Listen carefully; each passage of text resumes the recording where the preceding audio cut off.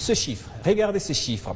64 millions de dollars, c'est l'argent que le Kenya, le pays kenyan, a eu à gagner en seulement 3 mois en exportant une seule chose. Cette chose ici, les avocats vers la Chine.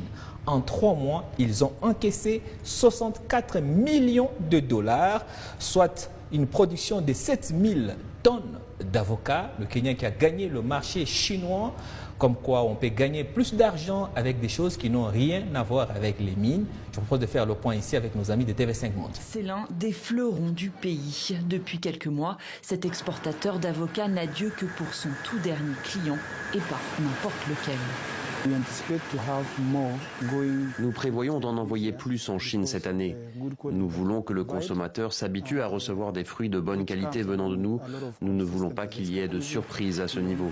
La Chine, ce marché prometteur, s'est ouvert il y a 1 an aux producteurs du pays. Nairobi a beau être le premier exportateur d'avocats du continent africain et le 6e au niveau mondial. Pékin manquait jusqu'ici à son carnet d'adresses. Si les Chinois ont longtemps été réticents à se fournir au Kenya, c'est essentiellement pour des raisons sanitaires.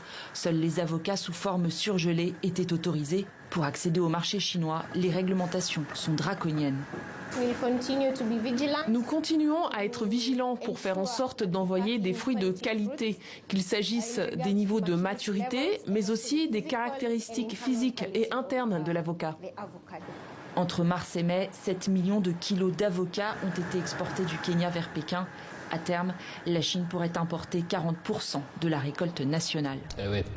Entre mars et mai, 7000 tonnes d'avocats exportés, 64 millions, je répète encore ce chiffre tellement il est impressionnant.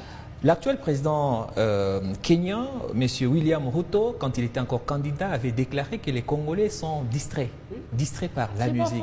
Est-ce qu'avec cette réalité, est-ce que ça confirme cette affirmation de celui qui est devenu président du Kenya? Effectivement, parce que si avec seulement les avocats, ils ont réalisé un tel chiffre, j'imagine en République démocratique du Congo, tout ce qu'on a comme richesse, tout ce qu'on produit, à part les minerais, comme tu l'as dit, il y a le café, il y a le soja, il y a le charbon, il y a le sucre, il y a beaucoup de choses, mais comment on n'arrive pas à se faire beaucoup d'argent ou à gagner de marchés avec des grandes entreprises internationales, par exemple? Ibrahim, on est distrait en RDC avec les cuivres et autres.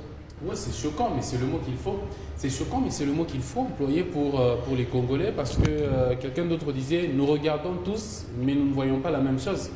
C'est-à-dire, nous, quand nous regardons, nous ne voyons rien, mais quand les autres regardent au Congo, ils voient une opportunité d'affaires. Et le président kenyan, alors prétendant, l'avait dit. Il avait dit que le Congo, c'était un très grand marché dormant sur lequel le Kenya devait se projeter et gagner beaucoup d'argent. Et ça le prouve. S'ils font ça avec la Chine, que dire s'ils s'engageaient à venir trouver quelque chose ou trouver des débouchés ici en République démocratique du Congo, ça leur fera beaucoup d'argent. Ouais, juste pour vous donner un chiffre de comparaison pour ce qu'on peut faire avec 64 millions de dollars, un stade moderne a été construit au Sénégal pour 8 millions de dollars seulement. Le Kenya, grâce seulement à l'avocat, gagne 64 millions en 3 mois. Vous imaginez ce qu'on peut faire juste pour exporter les avocats? C'est près de 10 stades. C'est près de 10 stades modernes, alors que là, on s'entretue pour organiser. Les aéroports, par exemple. Là, je ne parle même pas des aéroports, je ne parle pas des métros, je ne parle pas des avions qu'on peut acheter avec 64 millions. Je donne l'exemple, Alain, du football. Ouais.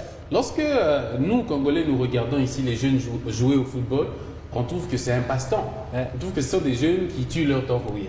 Mais quelqu'un qui vient d'un pays plus développé et plus intéressé, quand il voit des jeunes jouer au football, même dans la rue, il s'arrête, il cherche à voir comment joue-t-elle. Et il cherche à dénicher des pépites. Quand il en déniche, il va les vendre là-bas au prix des millions.